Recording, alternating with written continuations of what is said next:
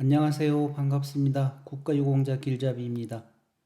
이번 시간은 국가유공자 고엽제 후유증 질병인 허혈성 심장 질환에 대한 모든 것을 파헤친다. 세 번째 시리즈 시간입니다. 그럼 먼저 전체적인 10편의 영상 내용을 먼저 알아본 후에 상세 설명을 하겠습니다. 10-1편은 허혈성 심장 질환에 대한 신체 부위 상위 등급 결정표와 신체 검사 시 주의사항에 대한 영상들입니다. 두 번째 영상은 허혈성 심장 질환에 대한 상위 등급 심사 내용인데 전산군경 재판정 신체 검사입니다. 신청 시 7급에서 신청 후에 6급 이항으로 승급하는 내용입니다. 세 번째 시간은 허혈성 심장질환과 말초신경병에 대한 상위 등급 심사인데 고엽제 후유증으로 재판정 신체검사를 신청하여 7급에서 신청 후 6급 1항으로 승급하는 내용에 관한 영상입니다. 네 번째 영상은 허혈성 심장질환과 당뇨병에 대한 행정심판 중 등급 기준 미달은 위법, 부당하다는 내용을 가지고 설명을 드리겠습니다. 다섯 번째 영상은 허혈성 심장질환과 말초신경병에 대한 행정심판 중 심구출율 EF 자료가 없어서 6급 2항에서 그대로 6급 2항으로 유지되는 내용입니다. 이 내용 중에 보시면 스텐트 개수와는 상관없다는 내용이 나옵니다. 여섯 번째 영상은 구독자님 영상입니다. 허혈성 심장질환으로 고엽제 후유증에서 전상군경 7급으로 변경되신 분이고 위암 수술을 하셨고 스텐트 시술을 하였는데 상위 등급을 변경하기 위한 상담 내용에 대한 영상입니다. 일곱 번째 영상은 보훈병원에서 6급 이항으로 결정이 났는데 보훈심사위원회에서는 7급을 결정하였습니다. 그리하여 행정심판을 청구하였는데 증상이 없는데 관상동맥 중재술을 시행하였다 하여 7급으로 결정한 내용입니다. 여덟 번째 영상은 보훈병원에서 7급을 결정하였고 보훈심사위원회에서도 7급을 결정하였습니다. 그래서 청구인이 행정심판을 청구하였는데 좌심실 구혈율이 58%라 하여 7급으로 결정난 내용입니다. 아홉 번째 영상은 보훈병원에서 6급 이항으로 결정난 내용을 보훈심사위원회에서는 7급을 결정하였습니다. 그렇게 하여 행정심판을 한 내용인데 중재술 시행 후 심근 허혈이 없다 하여 7급으로 결정난 내용입니다. 열 번째 영상은 상위 등급 4급에서 기준 미달한 내용입니다. 그렇게 하여 고엽제 후유증 취소 청구 행정심판을 하였는데 협착이 없으며 허혈성 심장질환의 증거가 없으므로 기준 미달함 이렇게 하여 10번째 영상을 준비하였습니다. 끝으로 11번째 영상은 허혈성 심장질환 시리즈 10편을 마치면서 여기에 대한 주의사항을 제가 간단하게 설명드리겠습니다. 이번 시간은 허혈성 심장질환에 대한 6번째 시간입니다. 제가 허혈성 심장질환에 대한 내용을 만들게 된 계기는 지금 이 영상의 주인공인 이 구독자님과 다른 큰 구독자님이 계십니다. 그분께서 멈추면 죽는 기관이 심장인데 심장에 대해서 좀 알아봐 달라고 하셔가지고 제가 겸사겸사 허혈성 심장질환에 대한 내용을 이렇게 영상으로 만들게 되었습니다. 먼저 구독자님께서 제게 연락을 해주신 내용을 설명해 드리겠습니다. 선생님 안녕하십니까? 저는 3일 전 선생님의 유튜브 채널로 문의드린 베트남 참전자 00님의 차남입니다. 다름이 아니고 아버지께서 국가유공자 관련 문의를 선생님께 이메일을 통해 드리기를 희망하셔서 관련된 사항을 아래 파일로 첨부드렸습니다. 주요 내용은 다음과 같습니다. 1. 월남전 참전 2. 전상군경 7급 결정 12년 4월 18일 3. 위암수술, 협착증 수술 2017년 4. 관상동맥 우회술 진단 2019년 8월 충남대병원 5. 스텐트 시술 2019년 9월 서울대병원 4번과 같이 충남대학교에서는 잘 알고 계신 관상동맥 우회술을 하는 진단을 하였는데 아들로서 쇠약하신 부친께서 큰 수술을 받으시기는 제한된다고 판단되어 명의를 찾아 초소형 정밀 스텐트 시술을 받으시도록 하였습니다. 국가에 대해 고생을 하신 만큼 정당한 보상을 받을 수 있도록 도움 부탁드립니다. 저희 형님도 공부를 오래 하셨고 보훈청에 제가 직접 찾아가서 처리하고 싶으나 부친께서 하지 못하도록 하셔서 부득이 아들들이 보훈청에는 가지 못하고 있습니다. 아버지 메일 주소 이렇게 보내주셨고 제가 개인정보 차원에서 지웠습니다. 저의 연락처는 00이며 부친 연락처는 00입니다. 답변 요청드립니다. 혹여 관련 사항에 대해 법적 대응을 할 수는 없는지도 궁금합니다. 첨부 파일은 아버지께서 길잡이님께 작성하신 편지와 위 경과에서 4번 관상동맥 우회술 진단 및 5번 서울대 시술 후 진단 내용입니다. 감사드립니다. 이렇게 구독자님 둘째 아들이 제게 연락을 해 주신 내용입니다. 자, 이 내용은 구독자님께서 제게 편지를 써서 보낸 내용입니다. 물론 파일로 해가지고 보낸 내용이죠. 길잡이 선생님 안녕하세요. 우연히 유튜브에서 선생님께서 올리신 국가유공자 길잡이를 접하게 되었고 지금까지 어느 곳에서도 알려주지 않던 내용들을 읽으면 읽을수록 감탄과 감사함을 느끼고 내가 지금까지 고민하여 오던 문제를 상담드리고자 마음먹었습니다. 업무에 바쁘시겠지만 어디에다 상담할 줄도 모르는 무례한 자를 위해 베풀어 주실 것을 간곡히 청원드립니다. 지난번에 연락드렸던 대전에서 농사를 조금 하고 있는 구독자입니다. 저는 71년 4월 18일부터 72년 3월 28일까지 베트남전에 백마부대에서 복무했습니다. 2008년 7월 충남대학병원에서 관상동맥 조영술을 시행한 결과 불안정성 협심증 및 관상동맥 경화증 진단을 받았으나 당시 협심증이 고엽제 후유 으증에 해당되는지도 몰라서 일반 병원에서 치료받다가 우연히 고엽제에 해당되는 것을 알고서 신청하여 2011년경 대전보훈청으로부터 고엽제 후유 으증 경도 판정을 받았습니다. 허혈성 심장 질환이 후유 으증에서 후유증으로 바뀌면서 제가 신청하지도 않고 신검도 없이 2012년 4월 18일 보훈청으로부터 전상군경 7급 702호 결정 통지를 받았습니다. 생활하여 오던 중 조금만 걸어도 가슴에 통증과 압박이 심하여 호흡이 곤란하며 걷기도 쉽지 않고 일상생활이 어려워서 2019년 8월 21일 충남대학병원 심장내과에 입원, 조영술 및 진료를 받았습니다.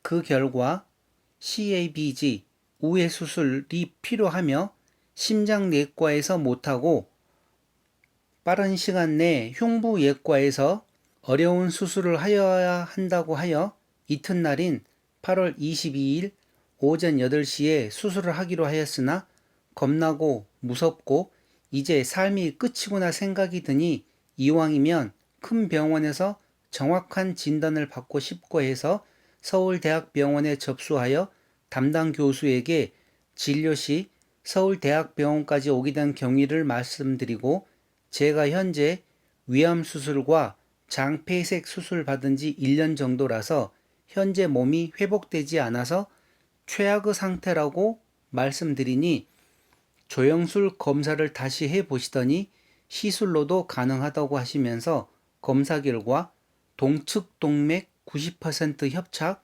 좌선 하관상 동맥 90% 협착되어 있다고 하였습니다. 그래서 스텐트 시술 총 4개 삽입 시술 받았습니다. 그 후 보훈병원에서 진료 받으러 갔다가 옆에 있던 환자의 말이 스텐트 시술을 받으면 전상공경 6급 이항에 해당된다고 하여 충남대학병원에서의 의사소견서, 서울대학병원에서의 의사소견서, 각종 검사 자료, 조영술 CD 지참하고 대전보훈청을 접수하러 방문했습니다. 접수창구 직원이 나의 방문 취지를 듣고 나서는 서류 검토도 없이 나의 외관 보고 최근 심장 스텐트 시술 받고 상위 등급 신청자는 대다수 등외로 판정이 나오고 심장 수술 후 대화가 불가능할 정도라야 7급 판정 받는다 하여 저와 같은 경우 90% 협착이 있어도 등외가 되느냐 하고 질문드리니 등외의 여지가 많으니 신청 않는 게 그래도 국가유공자로 있는 방법이라 하여 접수하지 않고 돌아서 왔습니다. 보훈병원 담당 의사는 보훈처 심사위원회에서 최종 심사하기 때문에 자신은 뭐라 할 말이 없다고 합니다. 저 같은 경우 선생님께서는 어떻게 보시는지, 어떻게 하는 것이 최선의 방법인지 선생님의 고견을 듣고 싶어 도움을 요청합니다. 상담받기 위해서 이메일도 가입했습니다. 하고 제게 연락을 하신 내용입니다. 그러면서 첨부된 자료들이 있는데 그 자료들을 보면서 또 설명을 해드리겠습니다. 자, 이거는 치료 기록지입니다. 임상적 병명으로는 불안정 협심증으로 해가지고 내용은 환자분 흉통으로 시행한 관상동맥 조영술 결과 여기서 나오는 LM은 좌주간지 관상동맥을 나타내는 건데 좌주간지 관상동맥 확인되어 본원 심장내과 입원하였으며 CABG 수술 필요할 것으로 사료됩니다. 관상동맥 우회술 수술 필요할 것으로 사료된다는 내용입니다. 자, 다음 자료에 보시면 이 아드님께서 상세하게 해석을 하셔가지고 제가 이거를 분석하는데 너무 편했습니다.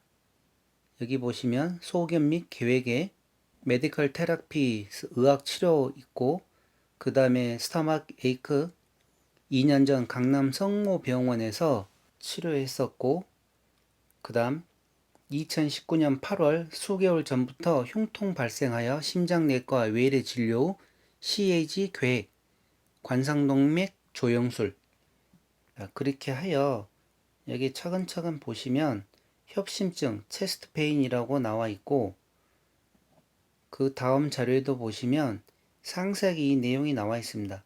그래서 치료 계획 그 다음에 조기 퇴원 계획까지 이렇게 나와 있는 이 상세 내역을 저한테 보내주셨고 그 다음 내용도 보면 1년 정도 전부터 흉통 악화되며 빈도 잦아져 충남대 병원 내원 후 UA 협심증으로 진단, CABG 관상동맥 우회술 권고받아 세컨 오피니언 후에 두 번째 진료 위에 담당 의사 선생님 외래 내원한다고 나와 있습니다. 그러면서 이 어떤 식으로 아픈지 이 내용 나와 있고 자, 그리고 이번 경과에 보시면 이번 후 시행한 조영술에서 LMD 확인되어 성공적으로 관상동맥 중재술을 시행하였고 시술 후에는 심각한 문제가 발생하지 않아 정상퇴원 계획하기로 나와 있으면서 여기에도 좌주간지부터 좌전하 우관상동맥에 대해서 시행했다는 내용이 나왔는데 더 자세한 내용은 여기 있습니다. 병명, 질병, 그 다음에 부질명, 이렇게 나와 있고, 이 내용을 제가 확대해서 다시 한번 보여드리겠습니다. 자, 여기 상기 환자 협심증으로 본원에서 관상동맥 중재 시술을 2019년 9월 19일 시행하였던 환자로 향후 지속적인 유지 관리 및 투약이 필요합니다 하면서, 그 다음에 보시면 1, 2, 3, 4가 있는데 1번을 보시면 LM부터 P, LAD라고 나와 있습니다. 여기에 보면 제가 만들어 드린 영상 10-1 6급 2항을 보시게 되면 첫 번째 관상동맥 조영술 검사 결과 좌주간지 관상동맥 LM 또는 좌전 하행 관상동맥 근위부 PLAD의 70% 이상의 협착 병변이 있는 사람, 이게 첫 번째 조건이라 그랬을 겁니다. 자, 이 첫 번째 조건에 이분이 딱 들어왔습니다. 1번 LM부터 PLAD, 여기에 90% 협착이 있었다. 그렇게 하여 스텐트는 4 곱하기 40, 4 곱하기 15짜리로 치료를 했다는 내용이고, 두 번째는 풍선 압력술이고, 세 번째는 PLCX 50%, 여기에 해석은 뒤 휘도리 동맥 50% 협착이라 나왔는데, 제가 설명해드린 6급 2항 나에 보시면 좌회선지라고 나옵니다. LCX 좌회선지. 그런데 50% 협착이기 때문에 이 내용은 상관없고, 네 번째 내용을 보시게 되면 P부터 M, RCA라고 나와 있습니다. RCA는 우측 관상동맥을 나타내는 내용인데 여기에 90% 협착이 있습니다. 그러면 6급 2항을 보시게 되면 가는 첫째 조건은 관상동맥 조영술 검사 결과 좌주간지 관상동맥 LM 또는 좌전 하행 관상동맥 근위부 PLAD의 70% 이상의 협착 병변이 있는 사람, 이게 첫 번째 조건이었고, 두 번째 조건은 첫 번째 조건을 제외한 나머지 주요 혈관에 70% 이상의 협착 병변이 있고 거기에 심근 허혈이 있는 사람이 두 번째 조건이었습니다. 그런데 이분은 이미 첫 번째 조건을 1번에서 두 개 다 만족을 시켰습니다. 그리고 네 번째에서 또 하나의 조건이 충족이 되었습니다. 그러나 이제 네 번째로 충족을 하기 위해서는 심근 허혈 검사를 해야 되는데 굳이 심근 허혈이 없어도 첫 번째 조건에서 만족을 시켰기 때문에 이분은 6급 2항에 해당되는 내용이었습니다. 자, 그래서 제가 이 내용들을 다 검토하고 구독자님에게 답변을 드렸습니다. 어떤 식으로 답변을 드렸는가 하니 그 답변 내용을 살펴보겠습니다. 제 답변 내용입니다. 안녕하세요. 반갑습니다. 제가 전문가도 아니고 의사도 아닌데 이렇게 질문과 상담을 원하셔서 이번 기회에 저도 공부를 많이 하였습니다.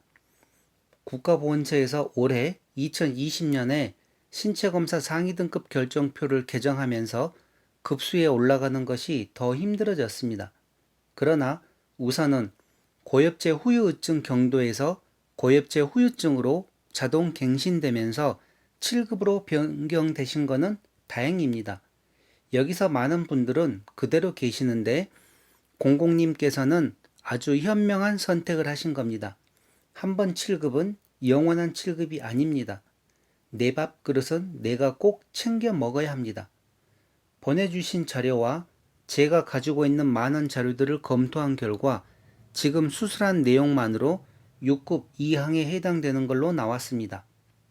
6급 2항 51085 8. 허혈성 심장질환으로 다음의 어느 하나에 해당되는 사람 가.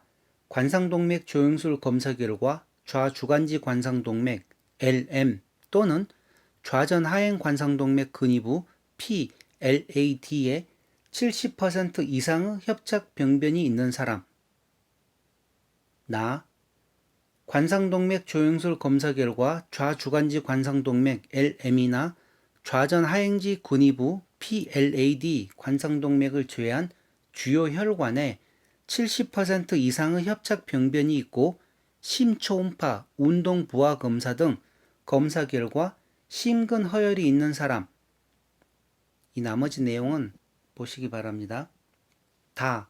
영상검사와 기능검사 결과 허혈성 심장질환으로 인한 심근경색증으로 진단되어 관상동맥 우회술 또는 내과적 중재술을 받았거나 약물 치료 중인 사람. 또한 수술한 지 6개월이 지났기 때문에 수술한 병원에 가서 심구출혈이라는 검사를 받고 40% 이하일 경우에는 5급에 해당합니다. 심구출혈이란 심장 기능 장애를 측정하는 검사법입니다. 심장의 일회 수축에서 혈액을 구출하는 양을 백분율로 표시하는 검사법이고, 이 검사를 하여야만 국가보훈처에서 요구하는 장애를 판정하는 기준이고 누가 보더라도 객관성을 가지기 때문에 그렇습니다. 5급 51065. 5. 허혈성 심장질환으로 다음의 어느 하나에 해당하는 사람. 가. 관상동맥 중재술이나 관상동맥 우회술이 필요하지만 수술이 불가능한 경우로서 최소 6개월 이상의 치료 이후에 실시한 심장 초음파 검사 결과 심구출율 EF가 40% 이하인 사람. 나. 관상동맥 중재술이나 관상동맥 우회술을 받은 경우로서 최소 6개월 이상의 치료 이후에 실시한 심장 초음파 검사 결과 심구출율이 40% 이하인 사람. 그러니 이제는 걱정하지 마시고 수술한 병원에서 검사를 한 번 더 받고 심구출율이 적힌 서류를 가지고 보훈청에 재판정 신체 검사를 하시면 됩니다. 서류 받으시면 저한테도 알려주십시오. 보훈청에서 등회 판정 받을 수도 있으니 가만히 있으라는 소리도 맞습니다.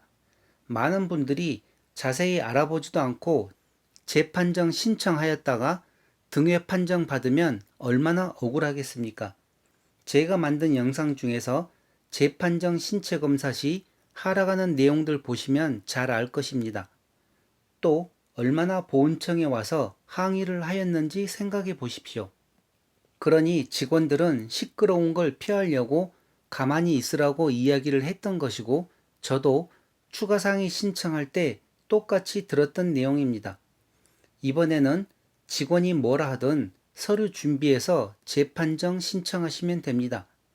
진행하다 만약 급수가 안 나오거나 등회 판정을 받아도 정확한 자료가 있기 때문에 행정심판하시면 이기는데, 서류만 정확하면 보훈심사위원회에서도 정확한 판정을 하기 때문에 걱정은 안 하셔도 됩니다. 심구출혈 검사 결과가 나오면 다시 연락 주십시오. 더 자세한 내용을 원하시면 제가 영상으로 만들어서 천천히 설명드리겠습니다. 추가로 이제부터 병원은 집 근처에 있는 위탁병원을 다니시기 바랍니다. 제가 만든 영상 중 위탁병원 안내 마지막에 충북 지역 위탁병원이 있습니다. 큰 병원들도 있고 입원하고 치료하고 모든 것이 무료입니다. 기본으로만 사용하시면 머리부터 발끝까지 평생 나라에서 공짜로 치료해드리니 위탁병원을 잘 활용하시면 자녀분들 병원비 걱정도 안 해도 됩니다. 위탁병원에서 치료가 불가능한 경우는 위탁병원에서 큰 병원을 소개시켜 주어 가게 되면 돈이 안 들고 공짜로 치료가 가능합니다. 그러니 이런 내용들 잘 활용하십시오. 국가유공자 혜택 영상 중에서 14-4편이 전상 공상군경 6급과 7급 내용입니다. 이 영상도 보시면서 많은 혜택들 누리시기 바랍니다. 다음에 궁금한 내용은 유튜브로 댓글 주십시오. 연락해 주셔서 감사드립니다. 제가 이렇게 답변을 드렸는데 다시 또 구독자님께서 답변이 왔습니다.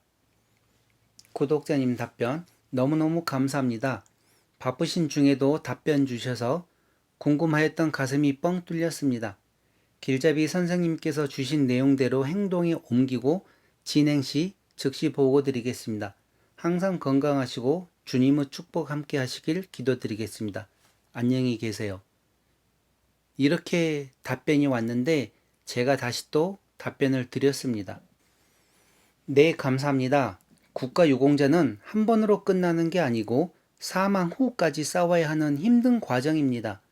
대부분의 사람들이 이런 내용을 몰라서 보상금이 적다고 국가보훈처에 불평을 하는데 알고 보면 체계가 잘 잡혀 있고 상위처가 심해지면 심해지는 대로 급수가 올라가고 그럼 보상금도 올라가는데 신청을 안 하기 때문에 못 받아먹는 것이라고 생각하시면 됩니다. 천천히 완벽하게 준비하시면 상위 등급이 올라갈 수밖에 없습니다. 다음에 서류 나오면 제가 영상으로 한번 만들어 보겠습니다. 허혈성 심장 질환으로 많은 분들이 힘들어 하시는 것 같아 공부한 김에 다른 분들에게도 작은 도움을 드리고 싶습니다. 그럼 항상 건강 조심하시고 안녕히 계십시오. 이렇게 하여 구독자님과 제가 질문과 답변을 한 내용을 이렇게 설명을 해 드렸습니다. 그렇게 하여 제가 좌심실 구출혈에 대한 서류가 나오기를 기다리고 있었는데 연락이 없어가지고 제가 영상을 만들었습니다.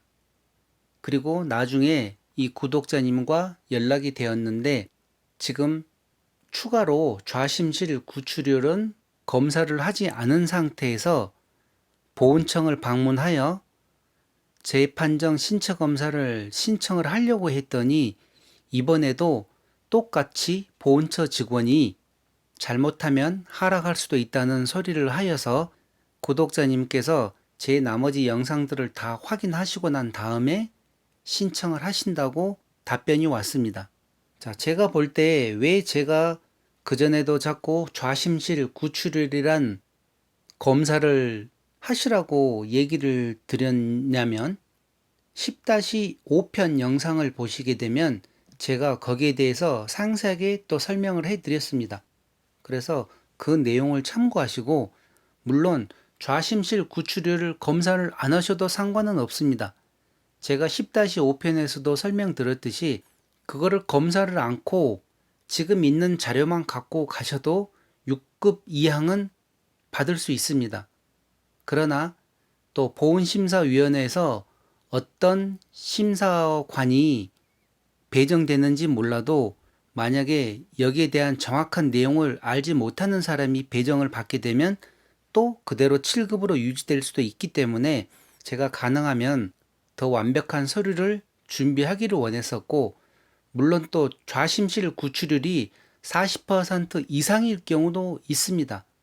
그러나 40% 이하일 경우에는 이번 한 번 신청으로 인해서 5급까지 바라볼 수 있기 때문에 제가 그 내용을 설명을 드렸던 내용이었는데 아직 검사를 안 하셨다고 그러니까 제가 이 부분에 대해서는 따로 이분한테 연락을 드릴 것입니다.